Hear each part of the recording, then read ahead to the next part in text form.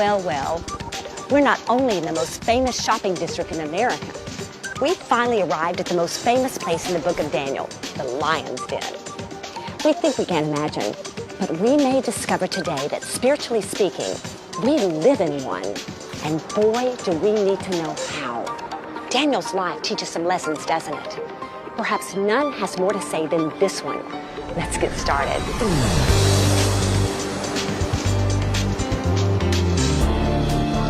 We are going to have the ride of our lives ahead of us. We're becoming aware of the kind of Babylon that surrounds us. I'm praying for a mighty and a transforming Word of God to fall upon us.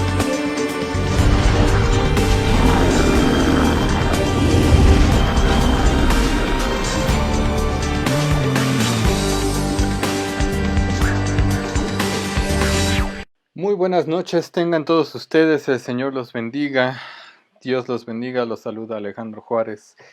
En el amor del Señor los saludo a nuestros hermanos que nos están sintonizando el día de hoy, nuestro hermano Gerardo Rivera, nuestra hermana Gaby Sarao, que nos envía saludos, mi novia Vicky, Surisaday Ramírez Zúñiga. El Señor los bendiga a todos y cada uno de ustedes. Omar Álvarez también está presente en esta transmisión. Muchas gracias, gracias a Dios por sus vidas. El día de ayer comenzamos con lo que fue el estudio del capítulo 6 del libro de Daniel, que es acerca del pozo de los leones. Pero en este caso vamos a hacer un breve alto, porque vimos cómo fue la caída de Babilonia. Dejó de existir como nación y ahora necesitamos ver la mentalidad de Babilonia, cómo fue que se permeó o sigue permeando en nuestra vida cotidiana actualmente. Así que nuestro tema del día de hoy es la misteriosa Babilonia. Es lo que vamos a ver el día de hoy. Vamos a saltar al libro de Apocalipsis y vamos a ver la misteriosa Babilonia. Para eso les invito a que antes de comenzar vamos a recitar o vamos a repetir el texto lema de este estudio bíblico que se encuentra en el libro de Malaquías capítulo 3, versículo 16. Y dice la palabra del Señor de la siguiente manera, te pido que lo leas ahí en tu casa. Entonces los que temían a Jehová hablaron cada uno a su compañero, y Jehová escuchó y oyó. Y fue escrito libro de memoria delante de él para los que temen a Jehová y para los que piensan en su nombre. Te reitero que estamos en nuestra última semana de la primera parte del libro de Daniel, que habíamos denominado como vidas de integridad. Esto es cómo vivir íntegramente o con integridad en medio de una Babilonia moderna. Por eso el día de hoy vamos a conocer cómo es que Babilonia dejó de existir ciertamente como nación, pero la mentalidad aún ahí permanece y trata de seducirnos. A partir de la próxima semana estaremos viendo palabras de profecía a partir del libro de Apocalipsis. Vamos entonces, antes de comenzar en toda forma, vamos a hacer una oración pidiendo al Señor que esté con nosotros, que nos dirija, que nos ilumine, que Él nos permita conocer más de su palabra y que su Espíritu Santo nos guíe en este aprendizaje. Bendito Dios, buen Padre Celestial, Dios del cielo y de la tierra, Señor, alabamos, glorificamos tu nombre, Señor, y te ensalzamos, porque tú eres digno de suprema alabanza y toda adoración. Y Padre Celestial, en estos momentos estamos una vez más, Señor, listos para aprender otro pasaje más de tu palabra, Señor, donde tú quieres que nosotros estemos muy al pendientes de que no nos encante o no nos dejemos influir por la Babilonia moderna de nuestros tiempos. Te pedimos, Señor, que todo lo que hemos aprendido a lo largo de las otras lecciones, Señor, ahora lo podamos empezar a practicar, poner en obra, Señor, y que tu Santo Espíritu, Señor, nos dirija, nos redarguya de pecado. Asimismo, Señor, ponemos en tus manos, más bien pongo yo en tus manos, Señor, la vida de todos nuestros amigos, amigas, hermanos, hermanas que nos están sintonizando el día de hoy. Sé con cada uno de ellos, Señor, y derrama bendición en sus vidas, en el nombre de Cristo Jesús. Amén. Vamos a continuar, bueno, vamos ahora sí a comenzar bien con nuestro tema, y estamos el día de hoy en nuestro tesoro del día de hoy. Vamos a ver cuáles son los tesoros o el tesoro del día de hoy. El tesoro del día de hoy son dos. El primero se encuentra en el libro de Apocalipsis, capítulo 17, versículo 2, que dice de la siguiente manera: con la cual han fornicado los reyes de la tierra, y los moradores de la tierra se han embriagado con el vino de su fornicación. Y luego dice Apocalipsis 17, 4 al 5. Y la mujer estaba vestida de púrpura y escarlata y adornada de oro, de piedras preciosas y de perlas, y tenía en las manos un cáliz de oro, lleno de abominaciones y de la inmundicia de su fornicación, y en su frente un nombre escrito, un misterio: Babilonia la Grande, la madre de las rameras y de las abominaciones de la tierra. Es importante, estos textos los iremos desglosando rápidamente.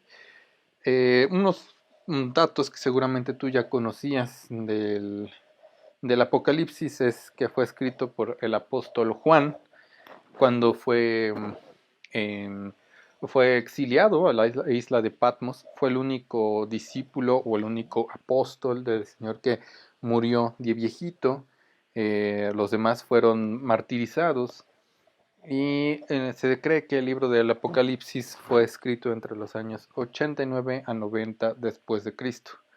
El lugar donde se escribió fue en la isla de Patmos. Aquí hay una cosa que es muy importante mencionar. Cuando la Biblia en el versículo 5, en la primera parte nos indica que y en su frente un nombre escrito, un misterio, tenemos que hacer referencia o tenemos que mencionar que cuando la Biblia habla acerca de la palabra misterio, ya sugiere que sería muy necio de nuestra parte tratar de ponernos dogmáticos o con una sola postura en cuanto a la interpretación exacta. Esto es, no podemos dar por hecho que se refiere así que se refiere a la Roma antigua, a la Roma futura o a la Iglesia católica, o bien es una mención simbólica, sino que la ramera que habla en Apocalipsis es una profecía que va a estar en el futuro, que se va a cumplir, que está por cumplirse, y por lo tanto no tenemos bien definido quién podría ser. Tenemos pistas que nos da la Biblia, pero no podemos afirmar con contundencia que es una exactamente.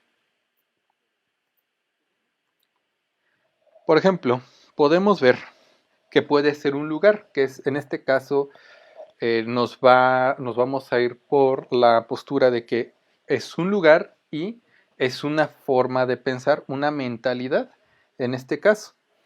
¿De dónde nos basamos? Bueno, en el libro de Génesis 10, 8 al 12, dice la palabra del Señor que Nimrod fue el primer poderoso de la tierra.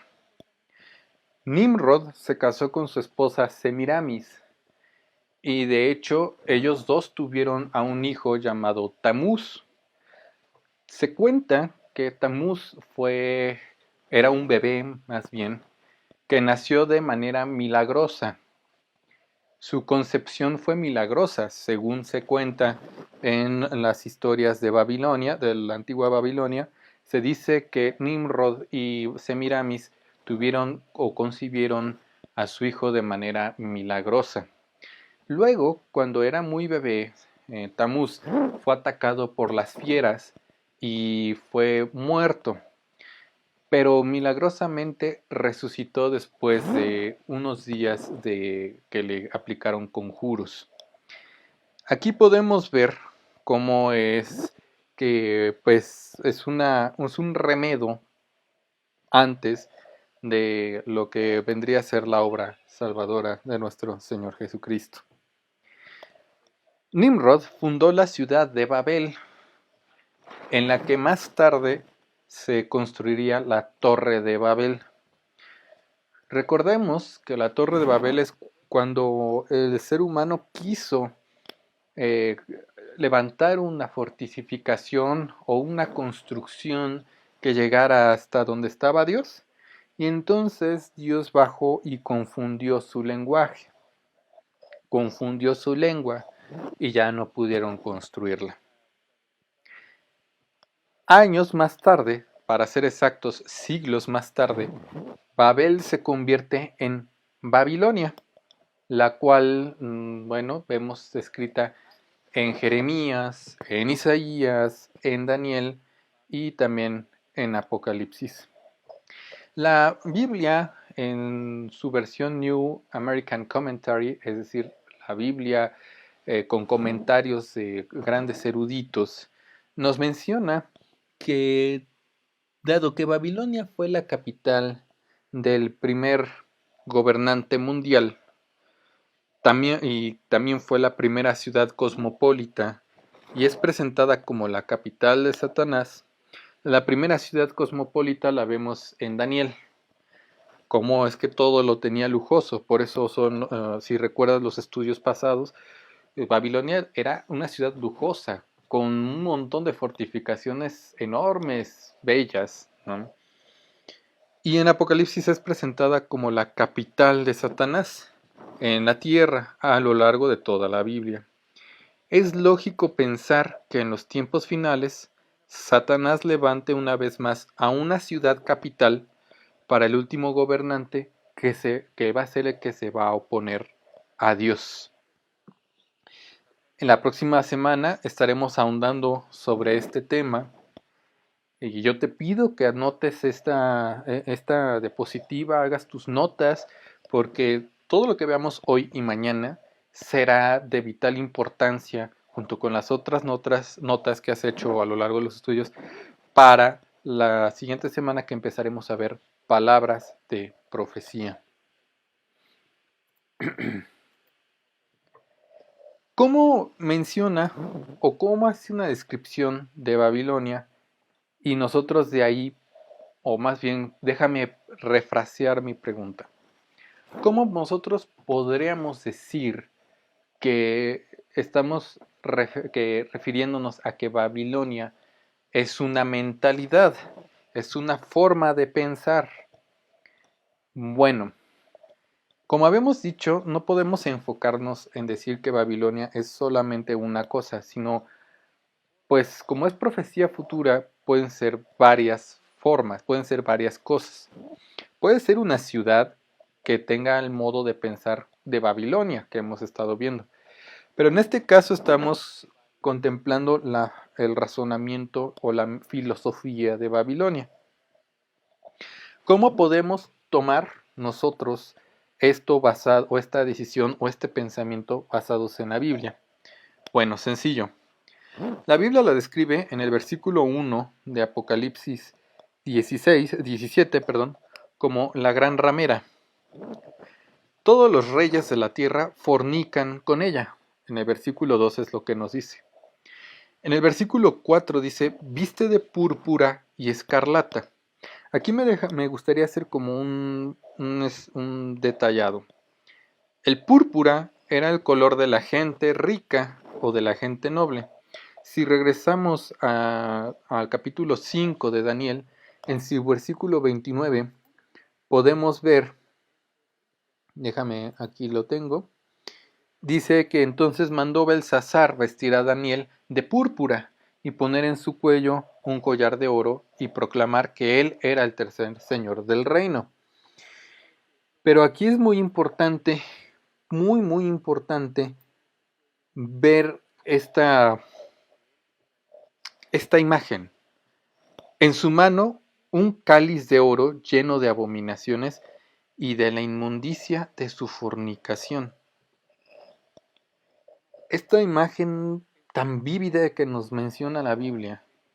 En su mano un cáliz de oro lleno de abominaciones y de la inmundicia de su fornicación. No sé si recuerdes, seguramente sí, la semana pasada vimos qué le pasó a Belsasar, al rey, al último rey, que de hecho era corregente, correy de Babilonia, que se atrevió a profanar los vasos santos de Jehová. El rey Belsasar se encontraba haciendo un reventón, se encontraba haciendo una, pues una fiesta llena de orgías. El capítulo 5 nos dice que bebía vino delante de los 1000 y pues estaban alabando a los dioses de plata y de bronce, de hierro y de piedra, ¿no? Y entonces aparecieron unos dedos, una mano que escribió en la pared, Mene Mene Tekel Uparsin. Y el rey se espantó. Es muy interesante ver esa coincidencia, esa descripción similar entre el capítulo 5 de Daniel y la descripción que hace la Biblia de esta Babilonia en Apocalipsis. Babilonia está ebria de la sangre de los mártires y de los santos de Jesús, y es la gran ciudad que reina sobre los reyes de la tierra, según el versículo 18. La gran ciudad que reina sobre los reyes de la tierra, según el versículo 18. Aquí también es muy importante mencionar, y viene abajo, algunas corrientes evangélicas dicen que Babilonia, la Babilonia descrita en Apocalipsis, se refiere a la Iglesia Católica Romana. Bueno, por qué lo dirán? Bueno, porque la Iglesia Católica ha perseguido mucho al pueblo evangélico y ha derramado sangre del pueblo evangélico, no nada más en la Inquisición, sino también a lo largo de la historia moderna. Es la gran ciudad que reina sobre los reyes de la tierra. Hubo un tiempo donde Babilonia, bueno, donde la Iglesia Católica, el Papa, era el que gobernaba sobre los reyes de la tierra. Pero también dice, en la diapositiva anterior, dice que han fornicado con ella todos los reyes de la tierra. Y así ha sido. Actualmente, cualquier gobernante que tome el poder debe de tener más bien el visto bueno del Papa, ya sea que van a verlo, ya sea que van a pedir que le mandan a que le bendiga alguna prenda o algo, o pues algo que tengan del Papa. En el caso de nuestro presidente, López Obrador, le mandó que le bendijera una ropa y le bendijera su estampa del corazón sagrado de Jesús, que es la misma que dice que es la que utiliza para que no se enferme de coronavirus. Ese es otro tema. Pero de ahí vienen la idea, estas descripciones, viene la idea de alguna corriente evangélica que dice que la Babilonia descrita en Apocalipsis es la misma Iglesia Católica Romana. Puede ser, como repito, no nos podemos casar con una sola idea de qué es lo que está mencionando, pero ahorita lo que a nosotros nos interesa es la mentalidad de Babilonia. Recordemos que ahora la mentalidad de Babilonia es la moral no existe. También está la situación de perseguir todo lo que se llame cristiano y siga a Cristo, ¿no? Todos los reyes de la tierra, los gobernantes están inmersos en una corrupción absoluta, todos están embebidos en esta mentalidad de lujo, de la opulencia, de la riqueza, de acumular a manos llenas. Pues también estamos, si lo vemos y retrocedemos un poco, pues todo lo quieren así muy lujoso, todo lo quieren con acabados finos, las ropas, se han creado ídolos para hacerlos como modelos a seguir, ejemplos a seguir para la gente. Y esto pues no está bien. Aquí es donde lo que yo te decía en esta imagen. Babilonia, una mentalidad vigente. Vemos una ciudad cosmopolita, vemos una casa lujosa y vemos de la esquina superior izquierda a un artista pseudo-cristiano. Se hace llamar cristiano, pero en realidad es un mercader de la fe, es un mercenario de la fe. Se llama Alex Campos, sosteniendo un premio de los premios de la música cristiana. No sé en qué momento la iglesia empezó a permitir y aún llamar como himnos, nuevos himnos a estos cantos o más bien estas canciones que no tienen nada que ver, que carecen de doctrina y que lo único que buscan es enaltecer al autor de estos cantos o estas canciones y no dar la honra y la gloria a Dios. Abajo tenemos a Bad Bunny. Los puse así en contraste porque hay gente que no conoce a Cristo que quiere ser como Bad Bunny, que es un reggaetonero. Y de enfrente tenemos a un Alex Campos que canta unas canciones pseudocristianas muy modernas. Y los cristianos, los jóvenes cristianos que no oran, que carecen de doctrina, que carecen de un conocimiento profundo de la Biblia, bueno, pues también ven en Alex Campos o en Jesús Adrián Romero o en Marcos Witt que tenemos ahí, o también a Cash Luna, que, bueno, pues quieren ser como ellos y quieren tener su grupo de alabanza y de adoración ahí como ellos y quieren que les prendan las luces LED y quieren que les prendan, que todo el mundo les aplauda y quieren que les avienten hielo seco y quieren que les pongan sus megas pantallas, pero eso no debe ser. Por eso puse al final del lado derecho la estatua que erigió Nabucodonosor y que estudiamos a lo largo de nuestros estudios. Todos ellos es una estatua que ha levantado Babilonia para que aún los creyentes, en la medida que se puedan, sean engañados. Tenemos ahí, en el fondo, se ve que dice United. Es la falsa iglesia llamada Hillsong United. Esta iglesia se le ha conocido de tráfico de menores en Inglaterra. Y también se le ha conocido que es muy precursora, muy fomentadora del ecumenismo. Y nosotros, conforme a la Biblia, podemos decir que no al ecumenismo. De manera muy tajante y cortante decimos no al ecumenismo.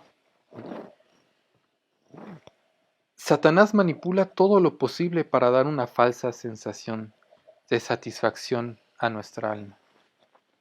Si a los cristianos les aburre leer la Biblia, bueno, pues vamos a darles canciones que los hagan moverse como palmeras en medio de un huracán. Que brinquen, que dancen, que pongan los ojos en blanco, porque hay algunos que lo hacen. Que griten, pero no tienen doctrina, carecen de doctrina, y no por ser buenas personas se irán al cielo. Necesitan tener la doctrina.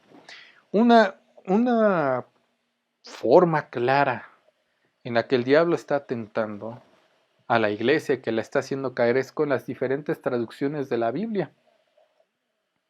La más contundente es la Nueva Traducción Viviente, que yo le digo la Nueva Blasfemia Viviente, porque en el Evangelio según San Juan, capítulo 1, versículo 1, en la Reina Valera dice, en el principio era el verbo. Y en la Blasfemia Viviente dice, en el principio era la palabra. Ahí hay un error grave de doctrina, porque nuestro Señor Jesucristo es la acción constante de Dios. Y por eso es el verbo, porque se refiere a que está en acción, está todo el tiempo en movimiento, está todo el tiempo actuando, no deja de ser. Y en cambio la palabra es nada más, ¡pum! Dije la palabra, tan tan, se acabó. Tuvo un principio y tuvo un final. Y ahí ya empezamos mal con la doctrina. Y luego si siguiera yo leyendo la nueva blasfemia viviente en Juan 1.1, me daría cuenta que la verdad no la quiero, o sea, no puedo creer realmente que la iglesia no lo vea, pero yo lo vi, lo hice la comparativa que Juan 1.1, conforme a la nueva traducción viviente, y el Juan 1.1 en la Biblia de los mal llamados testigos de Jehová, dice exactamente lo mismo. En el principio la palabra ya existía. La palabra estaba con Dios y la palabra era Dios. Nosotros sabemos que nuestro Dios no existe. Nuestro Dios es. ¿Mm? Nuestro Dios es. Ahí ya hay varios errores al momento de que la traducción viviente está mal usando las palabras. Voy a leer lo que dice la Reina Valera 1960. En el principio era el verbo. Era. Es decir, estaba en el pasado. No se sabe dónde era su principio. Y el verbo, una acción constante. Y el verbo era con Dios. Y el verbo era Dios. En la traducción viviente dice, en el principio la palabra ya existía. O sea, tuvo algún inicio, tuvo algún principio. La palabra estaba con Dios y la palabra era Dios. Al decir estaba,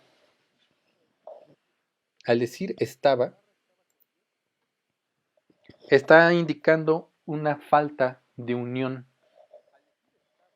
Implícitamente está negando la divina Trinidad. Por eso es que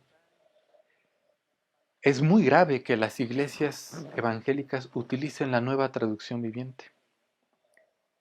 Esta arma de Satanás no es nueva. Si nos remontamos al Evangelio, los Evangelios vemos cómo el diablo llevó a nuestro Señor Jesucristo y le dijo, échate, porque escrito está, a los ángeles se enviará para que tu pie no tropiece en piedra. Y si nos vamos más atrás, en Génesis, vemos cómo es que la serpiente antigua, que es el diablo, se acerca a Eva y le dice, con que Dios os dijo que no podíais comer de ningún fruto de los árboles que están aquí, tergiversó lo que Dios les había dicho a Adán y Eva. Lo tergiversó. De una manera muy sutil. Cambió las palabras. De una manera muy sutil. Aquí también está en un pasaje que es específico, que es vital para la doctrina. Él está cambiando. Porque al decir estaba con Dios, pues sí, yo puedo estar con una persona para ir a comprar algo, ¿no? Pero no es que seamos la misma persona. Y la palabra era Dios, o sea que ya no es. Por eso es muy importante ese verbo, era, era, era. Porque implícitamente el verbo era está llamando a la Divina Trinidad, a que hay una unidad entre los tres. Espero, bueno, yo no tenía contemplado esto, hablar acerca de la Biblia, pero el Señor me lo había venido haciendo sentir desde que estaba preparando esto. Y sí, realmente ahorita sentí que tenía que decirlo. Porque hay muchas iglesias evangélicas que usan estos cantitos pseudo cristianos nuevos y para que los jóvenes no se nos vayan. Miren, vamos a darle esos cantitos y dejan de orar. Y entonces, pues al rato, pues ya no hay sanidad de enfermos. Al rato ya no hay perdón de los pecados. Y sí, hay muchos jóvenes en las iglesias están atascadas de jóvenes. ¿Y saben qué más está atascado? El infierno, porque ya no hay oración y ya no hay salvación de las almas. Por eso hay que recordar lo que el Señor Jesucristo oraba al Padre Celestial, allá en el huerto del Getsemaní.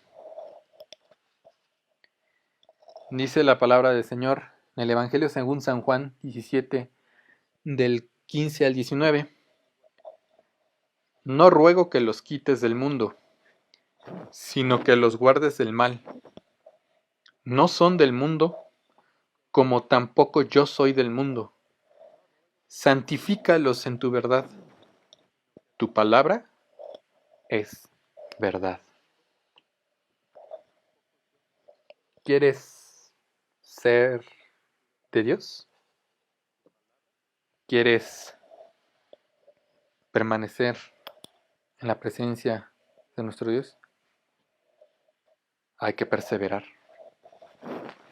Hay que saber discernir lo que viene de Dios y lo que no es de Dios. Mientras escuchamos este himno, yo te dejo escuchar un rato este himno. Y